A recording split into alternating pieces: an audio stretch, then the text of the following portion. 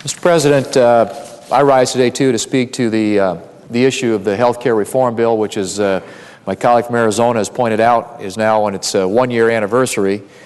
And I think it's good to put into perspective the issues that most Americans care the most about. As I travel my state of South Dakota and elsewhere in this country, hear repeatedly from most Americans that the thing that they think that we ought to be focused on right now in Washington, D.C., is the economy, job creation, spending, and debt. They believe that those are the issues that are most important, and I think the public opinion polls reflect that. If you look at any public opinion poll today, generally they are in that order. It'll be jobs, the economy, spending, and debt. And so I think that as I look at what this health care bill has done, if you use the metric of jobs and the economy and spending and debt and look at it on the one-year anniversary, I think you would have to say that this has been a major failure in terms of speaking to or addressing the issues that most of the American people care the most about. On the issue of jobs and the economy, there were lots of statements said or made about this when it was passed, that it was going to create lots of jobs. The former Speaker of the House, Nancy Pelosi, said in its life the health care bill will create 4 million jobs, 400,000 jobs almost immediately. Well, you have the CBO director, Congressional Budget Office director, recently testified that the new law will reduce unemployment over the next decade by 800,000 jobs. And so you've got a piece of legislation that is going to, according to the CBO, cost us jobs in the economy. Couple that with the fact that it will raise taxes, and raise taxes dramatically on the economy by $500 billion in the first 10 years, $1 trillion when it's fully implemented. And you see that as businesses pass those costs on to the people in this country who buy things, consumers, obviously it leads to higher costs for a lot of these things, which leads to higher health care costs, because most of those taxes were imposed upon health insurance companies, on pharmaceutical companies, on medical device manufacturers, many of those costs being passed on. But you'd have to argue very, very hard, Mr. President, to suggest that any kind of a tax increase is going to create more jobs. In fact, historically, I think it's very clear that any time you raise taxes, it actually costs the economy jobs. And so you have the CBO director talking about the loss of jobs. You have the fact that you have some massive tax increases in this legislation that will cost us jobs. And you also drive up the cost of doing business in this country because you are increasing the cost of health care for a lot of small businesses who are trying to provide coverage to their employees. And what we've seen consistently is an argument from the other side that this was going to drive down the cost of health care, and yet again the facts tell an entirely different story. There was a statement made by the President: reform will lower the cost of health care for our families, our businesses, and our government. But again, the chief actuary at the Center for Medicare and Medicaid Services estimates that the law will increase national health care costs by $311 billion in the first 10 years alone. That's over and above normal inflation, $311 billion increase. CBO, the Congressional Budget Office, estimates that the new law will increase health care spending by the federal government by $464 billion over the next decade. And CBO estimates that when it's fully implemented, the law will increase insurance premiums on a family policy by an average of $2,100 per year. So you have increased costs of health insurance for employers, for employees, all of which is going to cost the economy jobs, because it drives up the cost of doing business in this country, Mr. President. And so you have all these factors in this health care legislation that contribute to a loss of jobs because they make it more expensive for small businesses in this country. So if you use the metric of job creation and how this legislation impacts the economy, I think you would have to describe it as a major failure. Now, again, the American people, I think, determine what's important, and they have decided, and rightly so, when you've got as high of unemployment as we have in this country today, that job creation should be the #1 priority of their policymakers in Washington, D.C. And in fact, we should be looking at policies that will be conducive to job creation, not policies that will inhibit job creation. And the massive health care expansion that passed last year will have exactly the opposite effect that we should be striving for when it comes to jobs. We ought to be looking for policies that create jobs, and this actually will cost the economy jobs. And so you have the metric of job creation. If you measure the health care bill against that a year later, I think you'd have to say it was a complete failure. So the issues that I mentioned that also bear on what's important to Americans today, spending and debt, how does the health care legislation stack up against those criteria?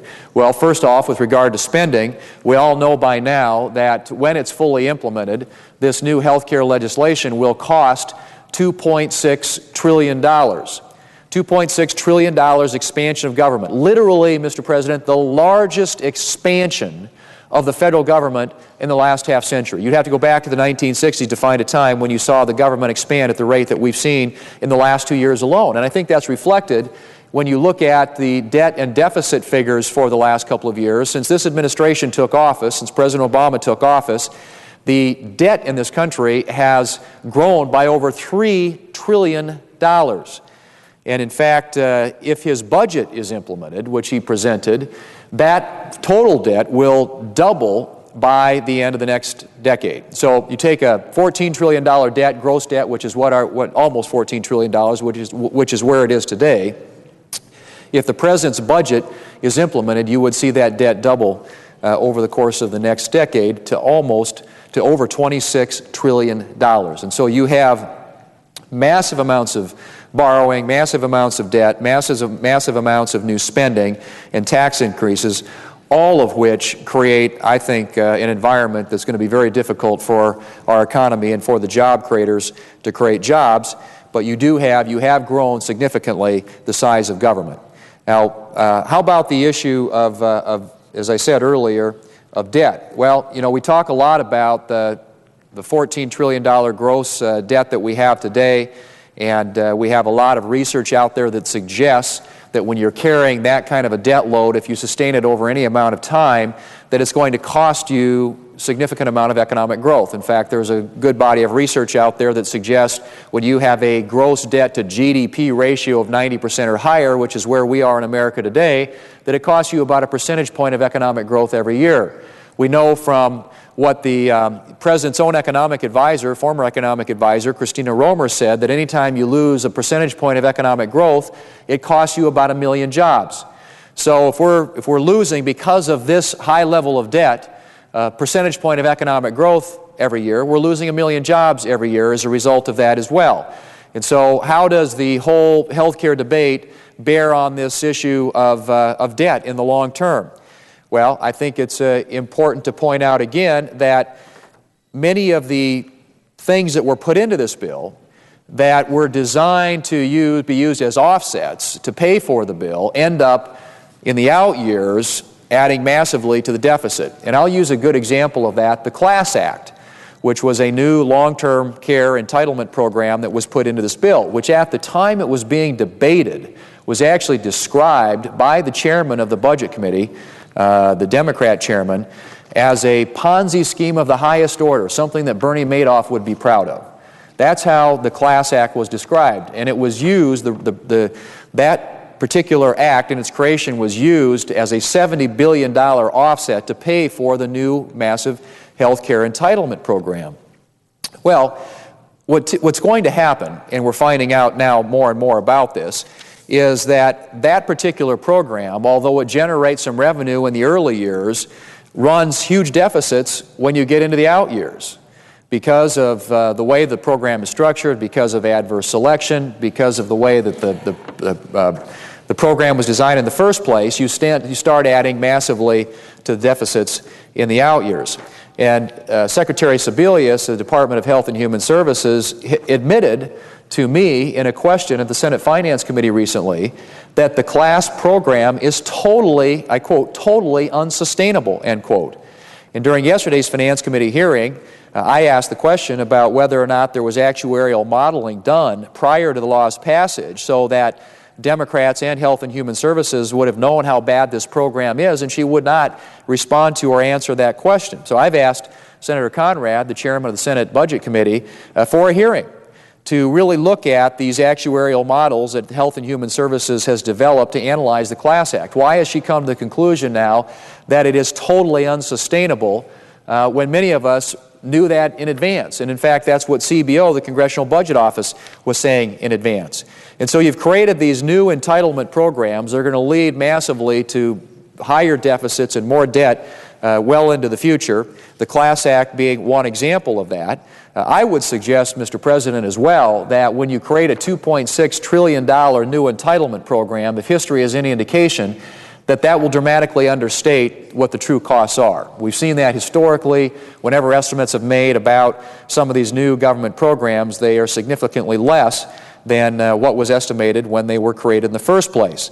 And so I would argue that on the issue of how the new health care bill on its first anniversary impacts the issue of debt, that we are not going to know probably for some time, but I think we can get a pretty clear idea that this is going to lead to much higher deficits and much higher debt in the out years because of the statements that the Congressional Budget Office and the CMS actuary and even now the Secretary of Health and Human Services are saying with regard to programs like the Class Act, which was created under this bill.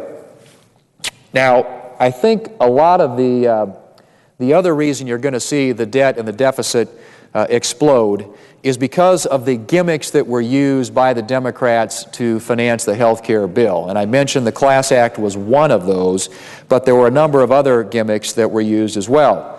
And there was this, the Medicare payroll tax increases, the Medicare cuts that are supposed to occur under this to pay for the new health care entitlement program were also indicated at the time were going to extend the lifespan of Medicare. Essentially what happened was the same revenues were spent twice. They were double counted. In other words, there was new revenue going to be coming into the Medicare Trust Fund because of increase in payroll taxes and because of reductions in spending in those Medicare accounts that allegedly then would create a credit to the Medicare Trust Fund. Unfortunately, all those new revenues are going to be used to finance this new health care entitlement program. And so somewhere down the road, when the time comes to pay the bills of Medicare, you're going to have to borrow money to do that, because the way that these gimmicks were used and the way that double counting was used, not only to credit the Medicare Trust Fund, but also to use as an offset for the new health care entitlement program. So, Mr. President, I would argue, and if you look at the actual numbers, it's somewhere on the order of about $400 billion that was double counted in the Medicare Trust Fund, and about $30 billion, I believe, was a number in the Social Security Trust Fund. But these gimmicks are all going to come, the chickens are going to come home to roost at some point in the future, and it's going to lead to significantly larger deficits and a much higher debt than what we are looking at today and than what was contemplated when this legislation was passed in the first place.